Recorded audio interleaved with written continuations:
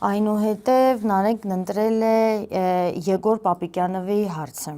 Нарек Джан, дорогой, ничем не могу помочь тебе и Вазгену, только молюсь за вас и свечки ставлю в храме. Вопрос. Никол в ежедневном режиме диктует повестку. Что должна делать оппозиция до выборов, чтобы была надежда на победу? Егор Джан, հարցը շատ ծավալուն էր, եթե ամբողջական պատասխանեմ, շատ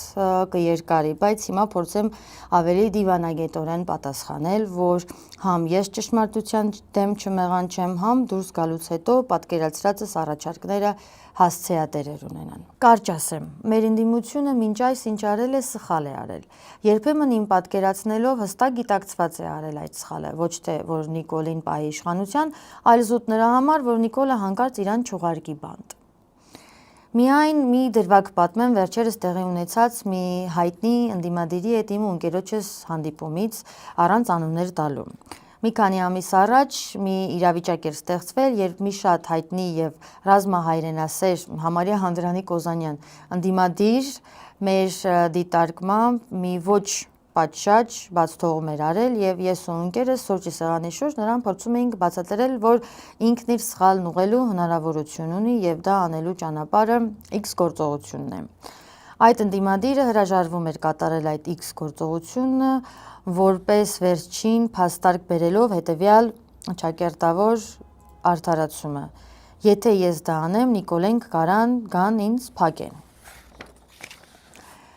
Իսկ որ ինձ փակեն, իմ երեխու թուշը ով է պատչելու ամեն առավոտ ու իրիկուն։ Մի կողմ թողնելով այն, որ Նիկոլենք իրան կյանքում դրա համար չէին փակելու, բայց տես Եգոր ջան, որ եթե նմանատիպ իրավիճակներում մարդիկ պատրաստ են հանուն չբռնվելու նման բաներ զիջել, բա ոնց եք ուզում, որ ընդդիմությունը հաղթի։ Հիմա ես ունեմ երկու փոքրիկ երեխա, որոնց կյանքիցս շատ եմ սիրում։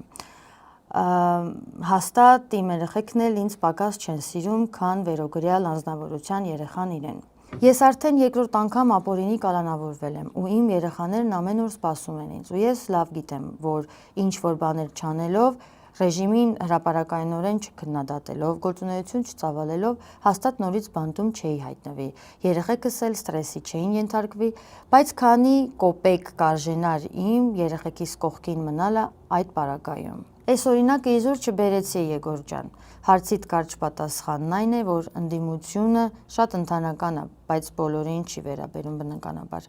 Նախ պետք է հաղթահարի իր վախերը ռեժիմից, հետո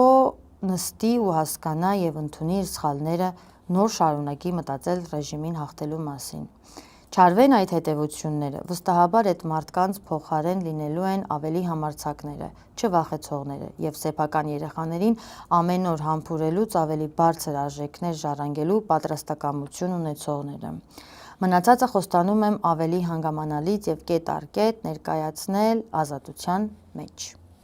Այսօրվա համար հարցերն այսքանն էին, իսկ դուք սիրելիներ շարունակեք ակտիվ գտնվել եւ անտիֆեյքի հասանելի հարթակներում մեկնաբանությունների տեսքով գրել ձեզ հուզող հարցերը, որոնք Նարեկն անպայման կստանա փաստաբանի միջոցով եւ